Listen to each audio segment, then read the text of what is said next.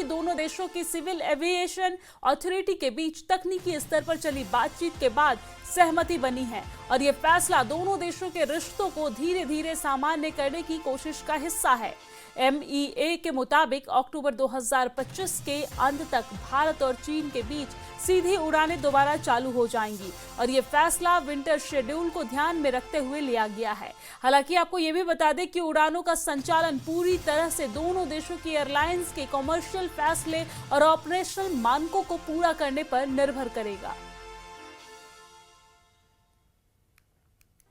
तो बड़ी जानकारी आप तक पहुंचा रहे हैं, जहां पर भारत और चीन के बीच लंबे समय से रुकी डायरेक्ट एयर सर्विस अब दोबारा से शुरू होने जा रही है। उम्मीद ये लगाई जा रही है कि इसी महीने के अंत तक यानी कि अक्टूबर के अंत तक ये जो एयरलाइन सर्विस है ये वापस से शुरू हो जाएगी। आपको बता दें कि विदेश मंत्रालय ने ये बयान जारी करते हुए कहा है कि दोनों देशों की सिविल एविएशन अथॉरिटीज के बीच तकनीकी स्तर पर चली बातचीत के बाद सहमति फिलहाल बन गई है। ये फैसला दोनों देशों के रिश्तों को धीरे धीरे सामान्य करने की कोशिश का हिस्सा है और ऐसा होने से दोनों देशों के बीच जो रिश्ता बीच में बिगड़ गया था वो धीरे धीरे ठीक होता हुआ नजर आएगा। आपको जानकारी दे दें कि MEA के मुताबिक अक्टूबर 2025 यानी कि अभी जो अक्टूबर चल रहा है इसी के अंत तक यानी कि इसी महीने के अंत तक भारत और चीन के बीच सीधी उड़ानें दोबारा से चालू हो जाएंगी। ये फैसला विंटर शेड्यूल को ध्यान में रखते हुए लिया गया है। हालांकि उड़ानों का संचालन पूरी तरीके से दोनों देशों की एयरलाइंस के कमर्शियल फैसले और ऑपरेशनल मानकों को पूरा करने पर निर्भर करेगा। तो भारत और चीन के बीच नई उड़ान, आपको बता दें कि एक बार फिर से भारत और चीन के बीच उड़ान की जो सुविधा है वो शुरू होगी। अब डायरेक्ट फ्लाइट्स जो है वो भारत से चीन और चीन से भारत की शुरू हो जाएगी और इसको लेकर बातचीत हुई है। उम्मीद ये जताई जा रही है कि इसी महीने के अंत तक जो बातचीत हुई है वो हकीकत में तब्दील होगी और ऐसा होने से भारत और चीन के बीच के रिश्ते में जो खटपट आई है, जो खटपटाहट आई है, वो धीरे धीरे उसमें सुधार होगी। तो बड़ी जानकारी हम आप तक पहुंचा रहे हैं, जहां पर सिविल एविएशन अथॉरिटीज के बीच सहमति हुई है और इससे भारत चीन के बीच अब डायरेक्ट फ्लाइट सेवा शुरू होगी। बड़ी और अहम जानकारी हम आप तक पहुंचा रहे हैं।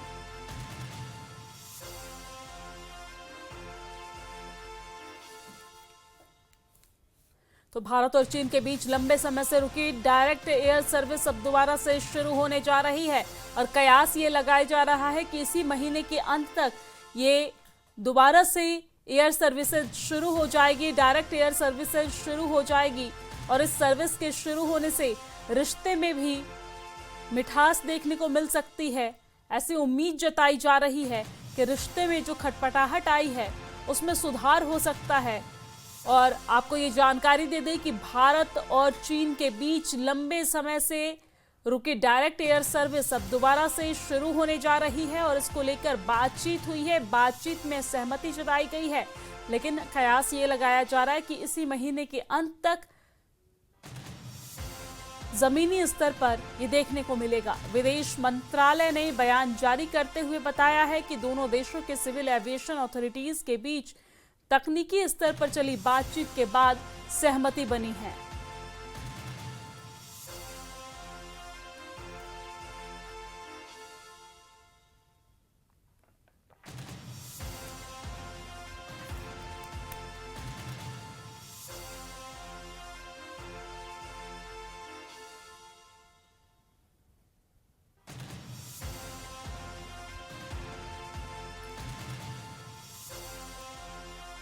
तो ये बड़ी और अहम जानकारी हम आप तक पहुंचा रहे हैं, जहां पर भारत चीन के बीच रिश्ते में सुधार होता हुआ दिख रहा है और अब विदेश मंत्रालय की तरफ से बयान जारी करते हुए कहा गया है कि उम्मीद ये जताई जा रही है कि इसी महीने के अंत तक एक बार फिर से भारत और चीन के बीच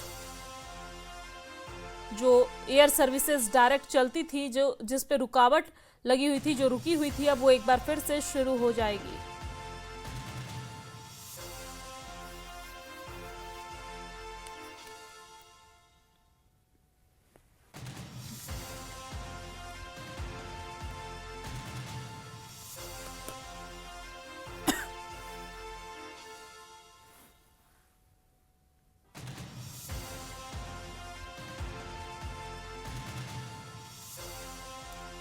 तो बड़ी जानकारी हम आप तक पहुंचा रहे हैं, जहां पर दोनों देशों के बीच नहीं थी सीधी उड़ान, लेकिन अब एक बार फिर से बातचीत में सहमति बनी है और उम्मीद ये जताई जा रही है कि इसी महीने के अंत तक भारत और चीन के बीच एयर सर्विसेज अब एक बार फिर से डायरेक्ट दोबारा से शुरू हो जाएगी। विदेश मंत्रालय की तरफ से ये बयान जारी करते हुए बताया गया है कि दोनों देशों की सिविल एविएशन अथॉरिटीज के बीच तकनीकी स्तर पर चली बातचीत के बाद सहमति बनी है और ये फैसला दोनों देशों के रिश्तों को धीरे धीरे सामान्य करने की कोशिश का हिस्सा है। एमईए के मुताबिक अक्टूबर 2025 के अंत तक भारत और चीन के बीच सीधी उड़ानें दोबारा से चालू हो जाएंगी और ये फैसला विंटर शेड्यूल को ध्यान में रखते हुए लिया गया है। हालांकि उड़ानों का संचालन पूरी तरीके से दोनों देशों की एयरलाइंस की कॉमर्शियल फैसले और ऑपरेशनल मानकों को पूरा करने पर निर्भर करेगा। पिछले कुछ वर्षों में सीमा विवाद और राजनीतिक तनाव के चलते भारत चीन के रिश्ते बेहद ठंडे पड़ गए थे। कोरोना महामारी के बाद एयर कनेक्टिविटी भी बंद हो गई थी और ऐसे में डायरेक्ट एयर सर्विसेज का फिर से शुरू होना सिर्फ यात्रियों की सहूलियत का मामला नहीं है, बल्कि इन दोनों देशों के बीच भरोसा बहाल करने की दिशा में एक अहम कदम माना जा रहा है। हमने देखा कि बीते कुछ समय से भारत और चीन के बीच रिश्ते में काफी खटपटाहट देखने को मिली, लेकिन अब एक बार फिर से उम्मीद जताई जा रही है कि भारत और चीन के बीच का रिश्ता धीरे धीरे ठीक हो सकता है।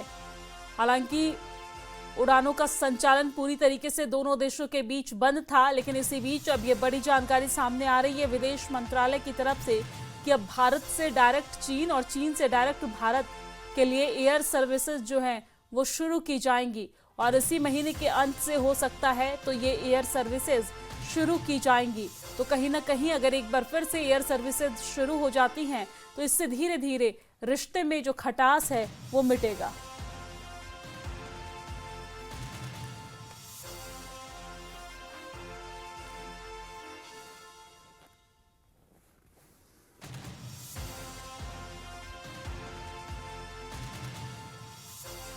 और इसी खबर पर ज्यादा जानकारी के साथ हमारे साथ अरसी खान हमारे साथ जुड़ गए हैं। अरसी, मामले को लेकर ये जानकारी सामने आ रही है कि भारत और चीन के बीच लंबे समय से रुकी डायरेक्ट एयर सर्विसेज अब दोबारा से शुरू हो जाएगी। इससे भारत और चीन के रिश्तों के बीच किस तरीके से सुधार होगा? बहुत ही अच्छा मौका है मेरे ख्याल से दोनों कंट्रीज के लिए, चाइना और इंडिया के लिए।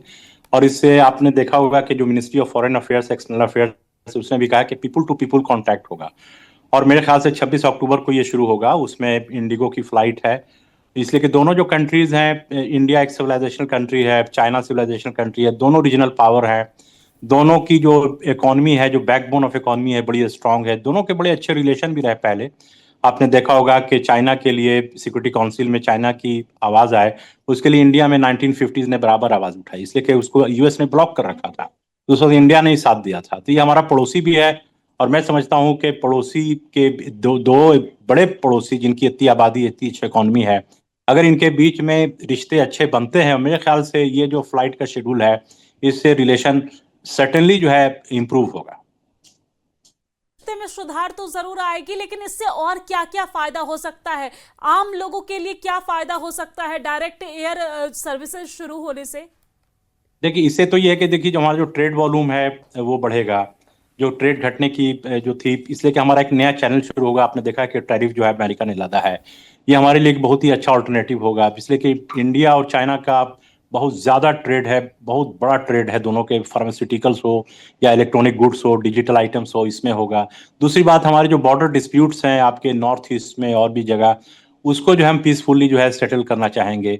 तीसरी चीज़ ये है कि अगर दोनों इंडिया और चाइना एक प्लेटफॉर्म पे आते हैं तो एक बहुत बड़ा पॉलिटिकल पावर, एक पॉलिटिकल ब्लॉक इमर्ज कर सकता है। जो ब्रिक है आपके, बहुत बड़ी जो ऑर्गेनाइजेशन है, ब्रिक में अगर दोनों साथ आ गए, इंडिया, चाइना, रशिया, तो एक बहुत बड़ा जो है इन्फ्लुएंसिंग ब्लॉक बन सकता है। और मैं समझता हूं कि इससे पूरे वर्ल्ड में जो पावर बैलेंस है उसको दोबारा लाया जा सकता है। अर्शी खान जी, देखा जाए तो इस बीते कुछ दिनों से जब से अमेरिका ने भारत पर वो टैरिफ का दबाव बनाया और टैरिफ बढ़ाया है, रिश्तों में कहीं ना कहीं करवाहट देखने को मिल रही है और पूरी दुनिया में जिस तरीके से युद्ध की स्थिति बनी हुई है, अलग अलग देश अलग अलग कॉर्नर पकड़ते नजर आ रहे हैं। भारत और चीन के बीच अगर डायरेक्ट एयर सर्विसेज शुरू हो जाती है तो एक स्ट्रांग मैसेज भी जाएगा अमेरिका को। ये तो मैं कह रहा था कि देखिए, जो इंडिया की फॉरेन पॉलिसी है वो बेसिकली हमारे इंटरेस्ट के ऊपर में बेसिस है। चाइना की भी वैसे ही है, चाइना का भी इसमें फायदा है, इंडिया का भी ज्यादा फायदा है, दोनों का ज्यादा फायदा। दोनों बहुत महान कंट्री हैं, बड़े पावरफुल कंट्रीज हैं। और आपने देखा कि अभी जो ट्रम्प की जो पॉलिसी है वो चाइना के भी फेवर में नहीं है, इंडिया के भी फेवर में नहीं। मतलब वो ये नहीं चाहते हैं कि उनके अलावा कोई भी कंट्री जो इकोनॉमिकली पावरफुल हो। आपने देखा कि जो कनाडा था उसकी भी इकोनॉमी अच्छी थी, तो उसने टैरिफ डाल दिया।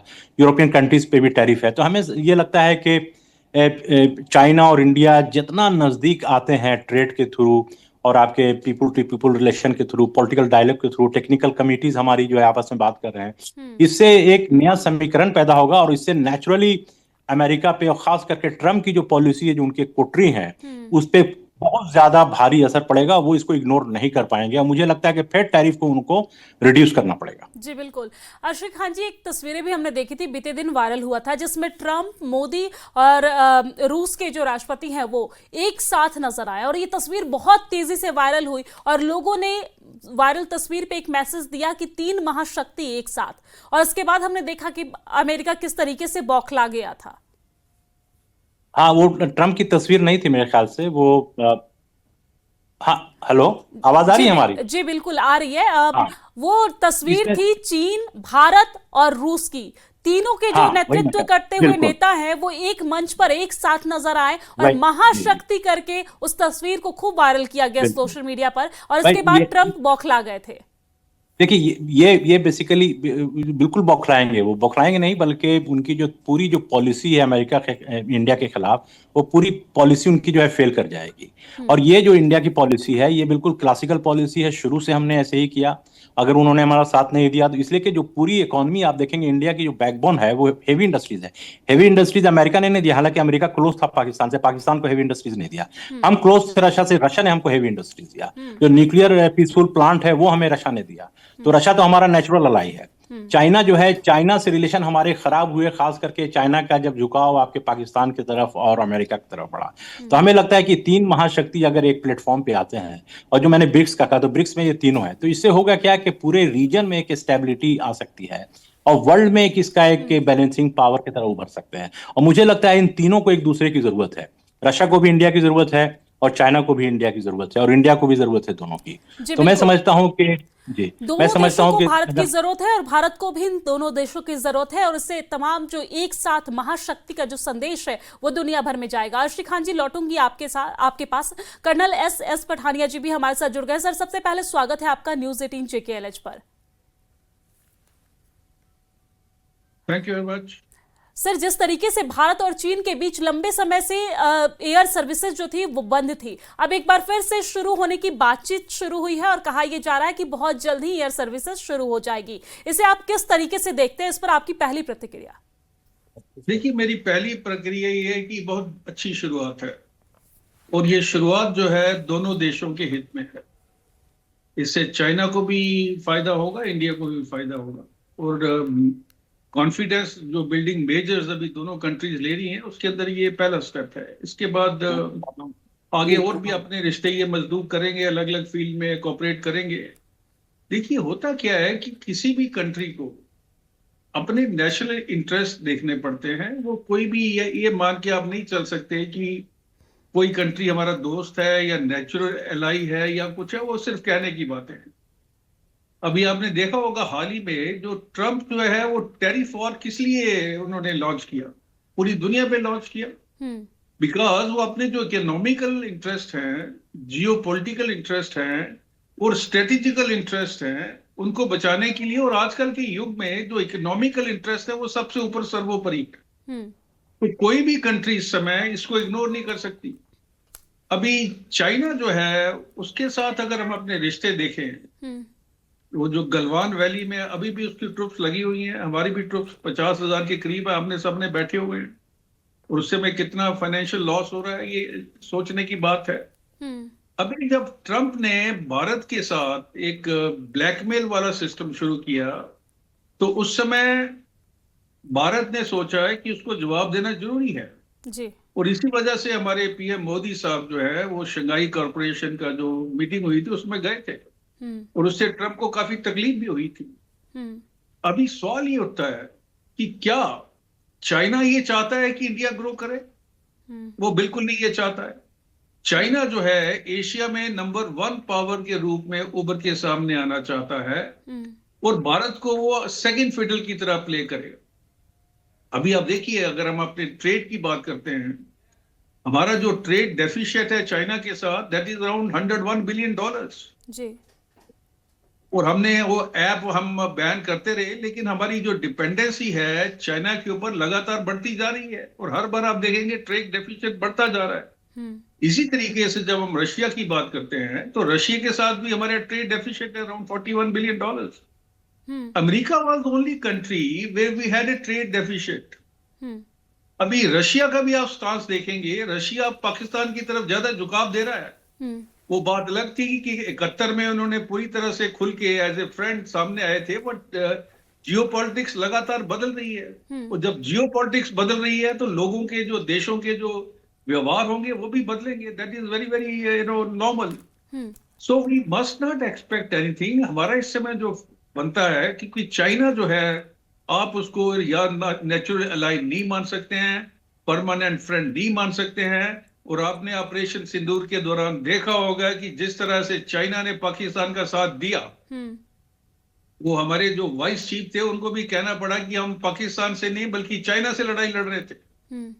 तो हमें अपनी जो सेल्फ डिपेंडेंसी है उसको बढ़ाना पड़ेगा, मेक इन इंडिया पे ज्यादा जोर देना पड़ेगा और चाइना के ऊपर जहां जरूरत पड़ती है उतना ही विश्वास कीजिए, but don't think that China किसी का दोस्त नहीं है। जी बिल्कुल, चाइना किसी का दोस्त नहीं है। चाइना अपने मतलब से जोड़ता है, लेकिन कहीं ना कहीं अगर भारत और चीन के बीच इस तरीके से एयर सर्विसेज डायरेक्ट शुरू होती है तो क्या इससे पाकिस्तान परेशान हो सकता है? क्योंकि हमने देखा था कि ऑपरेशन सिंदूर के दौरान पाकिस्तान का साथ देता हुआ चाइना नजर आया, और ऐसे में भारत चीन अगर एक साथ जोड़ता है, डायरेक्ट जोड़ता है, तो इससे पाकिस्तान परेशान हो सकता है। आप मेरे से पूछ रही है? देखिए, पाकिस्तान का कोई एग्जिस्टेंस नहीं है। वो उसको आप ये मान के चलिए कि पाकिस्तान जो है आहिस्ता आहिस्ता चाइना का एक कॉलोनी बनता जा रहा है। उनकी कोई से नहीं है। उनकी आप पॉलिटिकल इंस्टेबिलिटी देखिए, उनकी आप इकोनॉमिकल कंडीशन देखिए, और ये जो China Pakistan economic corridor China बना रहा है, तो पाकिस्तान के पास रिएक्शन करने की ना कोई वजह है। और दूसरी चीज है कि वहां पे जो इलेक्टेड गवर्नमेंट है वो एक पपेट गवर्नमेंट है, और जो सारी जो से है वो उसकी है जो आजकल अपने आप को सेल्फ स्टाइल्ड फील्ड मार्शल बना के घूम रहा है, मुनीर। और ये मुनीर एक जिहादी इंसान है जो chief of the army staff बन गया, और ये वो शख्स है जो इनकी जो लश्कर तोयबा या जैश ए मोहम्मद जैसी तंजीमों को ये कहता है कि ये हमारे स्ट्रेटेजिक एसेट्स हैं। वो पाकिस्तान उस पोजीशन में नहीं है। वो अपना जो है फायदा निकालने की कोशिश कर रहे हैं। कभी अमेरिका के पाले में खड़े नजर आएंगे, कभी चाइना के साथ चले जाएंगे, जहां भी उनको डॉलर मिलेंगे। अभी सऊदी अरेबिया के साथ उन्होंने डील कर रही है डिफेंस के पैक्ट के बारे में, म्यूचुअल डिफेंस जी। तो पाकिस्तान के रिएक्शन करने से ना करने से चाइना के ऊपर कोई फर्क नहीं पड़ेगा, और वो इस हालात में नहीं है कि कोई रिएक्शन दे सके। रिएक्शन देने के लिए आपके पास कुछ कुव्वत होनी चाहिए ना जी, वो तो उनके पास है। जी बिल्कुल। तो यहाँ पर देखा जाए तो रक्षा विशेषज्ञ का कहना है कि चाइना पे ज़्यादा भरोसा नहीं कर सकते। हाँ, डायरेक्ट एयर सर्विसेज शुरू हो रही है, ये बहुत अच्छी बात है, लेकिन भारत को अपनी निर्भरता किसी पे नहीं रखनी चाहिए। भारत को आत्मनिर्भर बनने की ज़रूरत है, और जिसका जिक्र प्रधानमंत्री नरेंद्र मोदी अपने हर संदेश में करते हैं। और बीते दिन हमने देखा कि RSS का कार्यक्रम हो रहा था, तो वहाँ पर भी मोहन भागवत ने इसका जिक्र किया और कहा कि आत्मनिर्भर भारत बनना ही होगा और अपने आप में निर्भर होना होगा। बहुत शुक्रिया आप दोनों लोगों का हमारे साथ जुड़ने के लिए और इस बातचीत को आगे बढ़ाने के लिए।